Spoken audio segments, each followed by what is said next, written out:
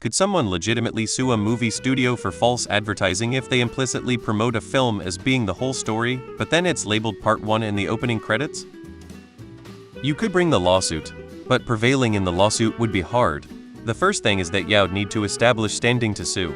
You'd need to establish that you're a party that was legitimately financially harmed by the studio slipping Part 1 into the credits. That will not be easy. And then you'll have to establish damages. What are your financial damages? Your 11 ticket obviously, but the filing fee to file the lawsuit is already more than 11. And you're not going to get far with a claim of intentional infliction of emotional distress.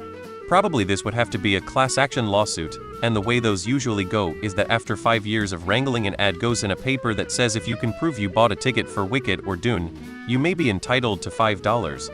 There has been a similar lawsuit by two people who rented a movie on Amazon because an actress was in the trailer, but she was actually cut from the movie.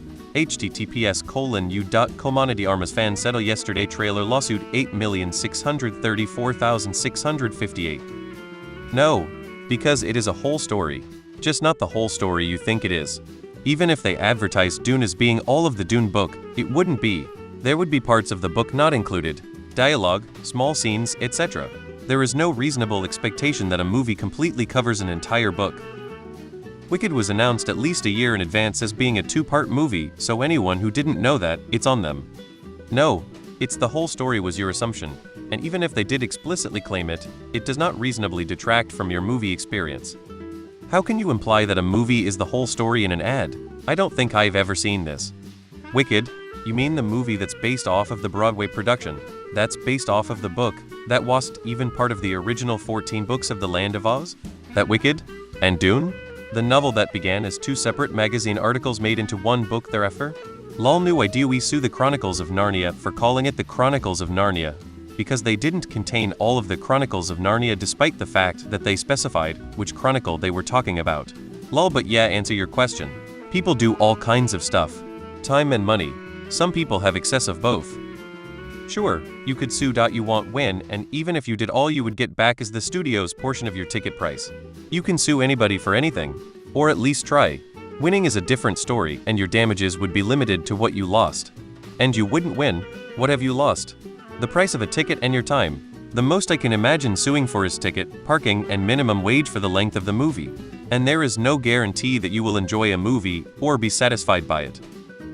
I'm not a lawyer, but I imagine, practically, not. Wicked was not implicitly marked as the whole story.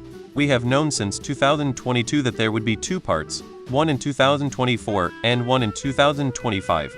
It was advertised as such in news articles. Lionel Hutz might https.